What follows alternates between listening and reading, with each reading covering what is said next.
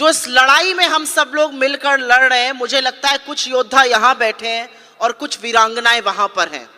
और महिला कांग्रेस के कार्यक्रम में जाके मुझे सबसे अच्छा ये लगता है कि सफेद की एक चमकार नहीं दिखती है, रंग बिरंगे जो भारत का प्रतिबिंब है, रंग बिरंगे खूबसूरत गुलदस्ते अलग अलग प्रांतों से आए, अलग अलग वेशभूषा में, अलग अलग रंगों में आपके हंसते मुस्कुराते चेहरे नजर आते हैं और मुझे लगता है वो बहुत बड़ी बात है।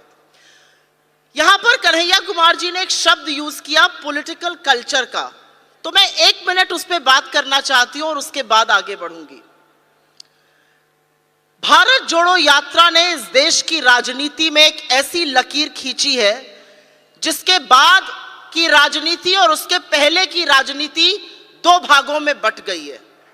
और मेरे लिए भारत जोड़ो यात्रा सिर्फ एक व्यक्ति का 4000 किलोमीटर पैदल इस देश को नाप देना, अजनबियों को गले लगाना, उनके आंसू पोंछना, उनको ढांढस बंधाना, ये विश्वास दिलाना कि कल आज से बेहतर होगा नहीं है, ये सब है। मेरे लिए भारत जोड़ो यात्रा की सबसे सुंदर तस्वीर, सबसे सशक्त तस्वीर वो है जब राहुल गांधी जी महिलाओं का हाथ पकड़ के उनको गले लगाकर, किसी का माथा चूमकर, किसी के सिर पे हाथ फेरते हुए चलते थे। मुझे लगता है भारत की राजनीति में यह बहुत बड़ा बदलाव है।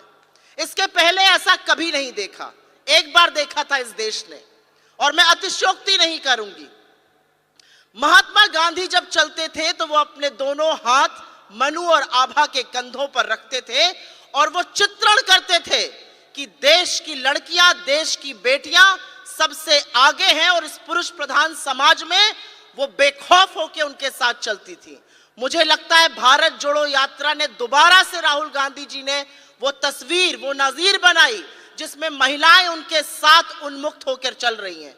कोई भाई समझकर उनको गले लगा लेता है, कोई बेटा समझ के उनके सिर पर हाथ फेर देता है, उनका माथा चूम लेता है। मुझे लगता है कि महिला सशक्तिकरण का वो सबसे खूबसूरत वाकया था जहां पर महिलाओं को झिझकना नहीं पड़ रहा था, वो उन्मुक्त और बेखौफ होकर चल रही थी, वो निडर थी, उनको कोई डर नहीं था।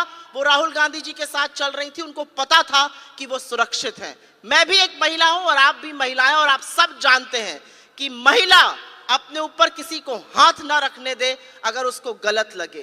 तो ऐसे में एक व्यक्ति का हाथ थाम कर चलना ये दिखाता है कि पॉलिटिकल कल्चर कांग्रेस का क्या है और पॉलिटिकल कल्चर हमारे प्रतिद्वंदियों का क्या है। तो मेरे लिए ये बहुत बड़ी बात थी।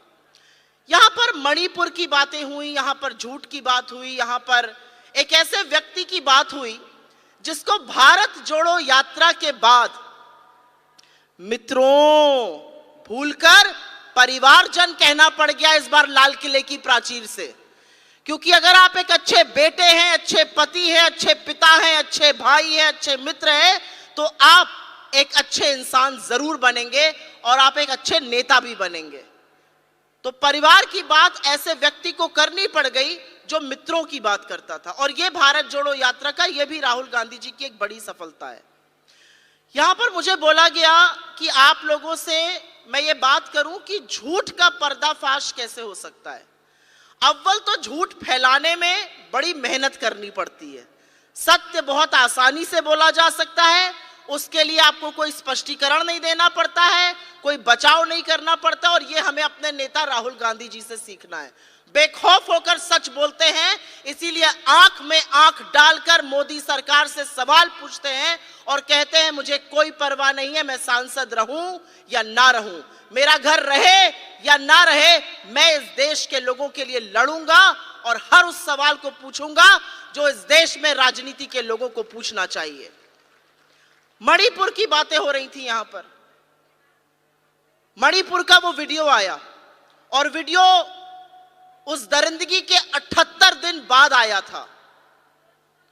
और ये इस देश की आत्मा है, ये इस देश की असलियत है कि महिलाओं के साथ उस दरिंदगी को देखकर 78 दिन बाद प्रधानमंत्री को भी 36 सेकंड तो मणिपुर पर बोलना पड़ा, महिला बाल विकास मंत्री को बोलना पड़ा, महिला आयोग जो 36 दिन तक बैठा रहा था उसकी कंप्लेंट्स पर बोलना पड़ा।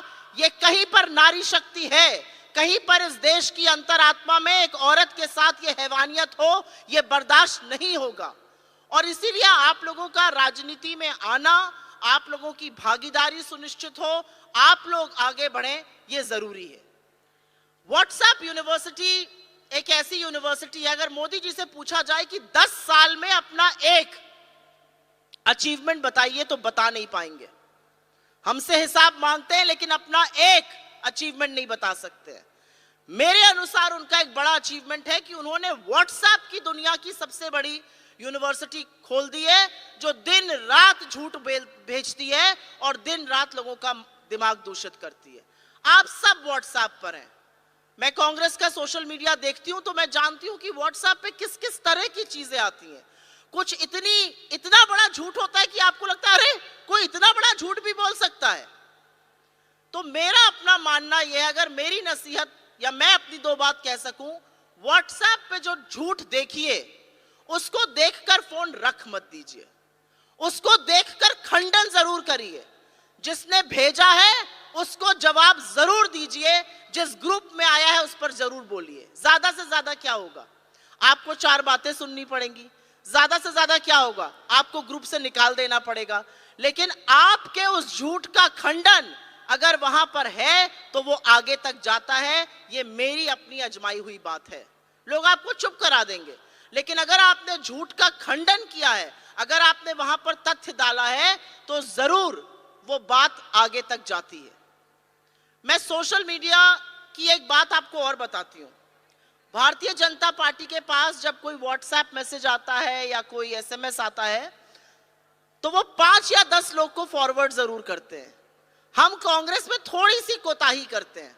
हमने देखा, हमें अच्छा लगा, हमने अपना फोन रख दिया। आज से ये प्रण कर लीजिए, ये प्रतिज्ञा सम्मेलन एक प्रतिज्ञा और कर लीजिए कि जो अच्छी बातों का व्हाट्सएप आएगा, जो हमारे अचीवमेंट्स का आएगा, जो सत्य का आएगा, जो आपकी पार्टी के बारे में आएगा, उसको 5 लोगों को और दीजिएगा। मैं एक बात आपसे और कहती हूं, हम लोग कंजूसी करते हैं। हमें लगता है हमने ट्वीट किया, फलाने ने लाइक नहीं किया, हमने फेसबुक पे पोस्ट डाला, फलाने ने शेयर नहीं किया। यह भी बहुत आपसी मतभेद का कारण बनता है। मेरा अपना मानना है कि जितना दिल खोलकर आप शेयर करिएगा, उतनी ही आपकी रीच बढ़ेगी, उतने ही आपके फॉलोअर्स बढ़ेंगे, उतनी ही आपकी बात बढ़ेगी।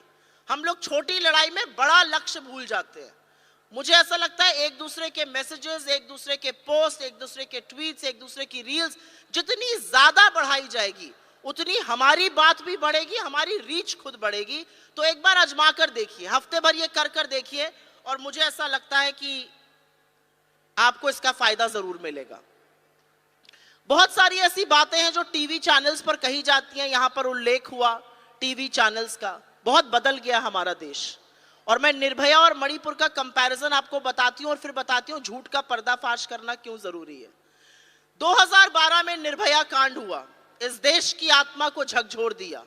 और उस निर्भया कांड के बाद कार्रवाई हो रही थी, लेकिन सारा मीडिया सरकार को कटघरे में खड़े करके सवाल करता था। यह मीडिया का काम है, मैं गलत नहीं मानती हूं उसको। इस देश के प्रधानमंत्री और यूपीए की चेयरपर्सन श्रीमती सोनिया गांधी जी उस परिवार के टच में रहे, बच्ची को इलाज के लिए सिंगापुर भेजा, और जब दुर्भाग्यवश उसकी मृत्यु हो गई तो टारमैक पर रात को 2:30 बजे खड़े रहकर उसके शव को रिसीव किया। यह था देश। यह था देश कि राहुल गांधी जी ने बिना किसी को बताए निर्भया के भाई को पढ़ाया, लिखाया और पायलट बनाया, और इसका उल्लेख निर्भया की मां ने खुद किया। ये होते हैं नेता। आज मणिपुर का कांड हुआ है और कन्हैया कुमार जी ने बिल्कुल सही कहा। आप राजस्थान, छत्तीसगढ़, बंगाल, बिहार सबकी बात कीजिए, लेकिन सिर्फ एक बात का जवाब दीजिए, क्या इन राज्यों में 35 पुलिस स्टेशन लूटे गए हैं? क्या इन राज्यों में 3 महीने से हिंसा है? क्या इन राज्यों में लोगों के हाथ में 6 लाख लूटी हुई गोलियां हैं, असलहे हैं? क्या इन राज्यों के मुख्यमंत्री ये कह रहे हैं ऐसे एक नहीं सैकड़ों हादसे हुए हैं? क्या इन राज्यों के मुख्यमंत्री ने हथियार डाल दिए हैं और प्रधानमंत्री ने वहां से मुंह मोड़ लिया है? तो मुझे लगता है ये सवाल आपको किसी भी परिवेश में, जो सच की बात, जो सोशल मीडिया की बात है वो एक तरफ है, आप किसी भी परिवेश में, अपने परिवार में, अपनी मित्र मंडली में, अपने अगर आप किसी क्लब का, किसी साहित्यिक संगठन का हिस्सा है, वहां पर जरूर इन बातों को बोलिए, क्योंकि लोगों को पता चलना चाहिए कि देश कैसे चलता था और आज क्या हो रहा है। प्रधानमंत्री लोकसभा में बोलते बोलते, आजकल उनकी जबान बड़ी लड़खड़ाती है, पता नहीं आप लोगों ने नोटिस किया है कि नहीं, बोलते बोलते बोल गए वही घिसी पिटी बातें। आज इस देश के प्रधानमंत्री को वो हैवानियत मणिपुर की घिसी पिटी लग रही है, इसका उल्लेख आपको कर रहा है। राहुल गांधी जी अपना काम कर रहे हैं, हमारे नेता लोग जो यहां पर बैठे हैं, हमारे लीडर्स यहां पर बैठे हैं, नेता जी हैं, आप लोग अपना काम कर रहे हैं, लेकिन इन बातों को बढ़ाने का काम, जो मीडिया आपके सत्य को नहीं दिखा रहा है, उसके खिलाफ, उसके पैरेलल बात करने का काम ये आपका है। और क्योंकि यहां पर ब्लॉक लेवल तक का रिप्रेजेंटेशन है, तो मेरा मानना है कि अगर आप लोग बातें करिएगा तो बातें बहुत दूर तक जाएंगी। एक्टिव होना जरूरी है। 9 महीने हैं जनरल इलेक्शन के, और ये चुनाव इसलिए जरूरी नहीं है क्योंकि कांग्रेस को जीतना है और बीजेपी हारेगी। ये चुनाव इसलिए जरूरी है क्योंकि ये तय करेगा कि इस देश में महिलाओं का, युवाओं का, आदिवासियों का, दलितों का क्या रिप्रेजेंटेशन होगा 2024 के बाद। इसलिए यह निर्णायक चुनाव है। और 9 महीने में आपसे मांग रही हूं, 9 महीने एक्टिव होइए, बातें करिए, झूठ का खंडन करिए, 10 व्हाट्सएप दिन के फॉरवर्ड करिए और एक दूसरे के सोशल मीडिया को या मीडिया को साझा जरूर करिए। एक जमाना था जब लोगों को लगता था कि सोशल मीडिया कोई बाहर की चीज है। मुझे लगता है कि आज अगर आप एक ग्राउंड एक्टिविटी कर रहे हैं और वो सोशल मीडिया पर नहीं दिख रही है तो वो निरर्थक है। और उसी तरह से सिर्फ सोशल मीडिया पे करते रहिए और जमीनी कार्रवाई ना करिए, वो भी गलत है। आज ये इतना बड़ा सम्मेलन हो रहा है, आप लोग दूर दूर से हिंदुस्तान के हर कोने से आए हैं, ये सोशल मीडिया पर चल रहा है, तो जो लोग नहीं आए हैं उनको भी इस बात का पता चल रहा है। और अगर ये सम्मेलन ना हो और हम सोशल मीडिया के बारे में ही बात करते रहें तो वो भी निरर्थक है। तो मुझे लगता है आज ये दोनों चीजें एक दूसरे की पूरक है। अगर आपको कंटेंट की कभी कमी लगती है, आपके पास कंटेंट नहीं आ रहा है, आपके पास कोई व्हाट्सएप फॉरवर्ड नहीं आ रहा है पार्टी की तरफ से, तो वो आप अपने जिला अध्यक्ष को या अपने प्रदेश अध्यक्ष को जरूर बताइए। और नड्डा जी, मैं पूरी ईमानदारी से कहती हूं, अगर आपके पास कंटेंट की कभी भी कमी होगी तो मैं और हमारी टीम यहाँ पे खड़ी है और आपको हर तरह का कंटेंट हम देंगे। किसी भी वाक्य पर अगर आपको लगता है कि कोई जटिल मुद्दे चल रहे हैं और वो समझ में आने थोड़े मुश्किल हैं, तो आप जरूर हमें बताइए, एक फीडबैक सिस्टम करिए जिससे कि हमें पता चले और हम स्पष्टीकरण दे सके। अगर आप कांग्रेस के हैंडल्स को ही फॉलो कर लीजिए, चाहे ट्विटर हो, फेसबुक हो, इंस्टाग्राम हो, यूट्यूब हो, तो वहां से आपको काफी सारी जानकारी मिल जाएगी। हमारे नेताओं को तो आप फॉलो करते ही हैं और वहां पर भी काफी जानकारी मिलती है। मुझे लगता है बहुत इधर उधर की बात नहीं करनी है, लक्ष्य एक है और लक्ष्य है 2024 में आपकी अपनी भूमिका का। और वो भूमिका बड़ी होगी, वो भूमिका निर्णायक होगी, वो भूमिका जरूरी है और इसीलिए आपकी भागीदारी भी उतनी जरूरी है। मुझे ऐसा लगता है हम सब मन बनाकर यहां से जाएं कि जमीनी लड़ाई भी लड़ेंगे और सोशल मीडिया पर भी उसको मुस्तैदी से लड़ेंगे तो बात बनेगी जरूर। क्योंकि आधी आबादी को पूरा हक मिलने की बात सिर्फ और सिर्फ कांग्रेस पार्टी करती है। एक ये भी सच है, और मैं इसी बात को कहकर अपनी बात खत्म करती हूं, एक ये भी सच है कि वो सोनिया गांधी जी की दूरदर्शिता थी।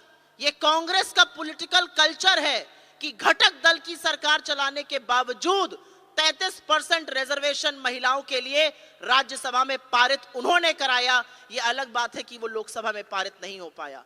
लेकिन जो लोग प्रचंड बहुमत का दंभ भरते हैं, जो बात करते हैं कि उनको इस देश ने चुनकर भेजा है, उनको 1 मिनट नहीं लगेगा अगर वो 33% रिजर्वेशन कराना चाहे। और मुझे फक्र है इस बात का कि हमारे और मेरे नेता ने उनसे कहा है कि महिला रिजर्वेशन पर मेरा unconditional support Bharatiya Janata party को है। लेकिन 10 साल बाद भी महिला रिजर्वेशन की बात भारतीय जनता पार्टी नहीं करती है, क्योंकि मन में खोट है। औरतों को सिर्फ और सिर्फ राजनीतिक मोहरा बनाना है और जैसा कि इन्होंने कहा, पंक्ति में आगे बिठा के 4 औरतों को सजा देनी है। अगर वाकई में महिलाओं की भागीदारी सुनिश्चित करनी है तो 33% रिजर्वेशन अगर मोदी जी आज चाहें तो कल कर सकते हैं, लेकिन ऐसा क्यों नहीं कर रहे, ये सवाल आप सबको पूछना है।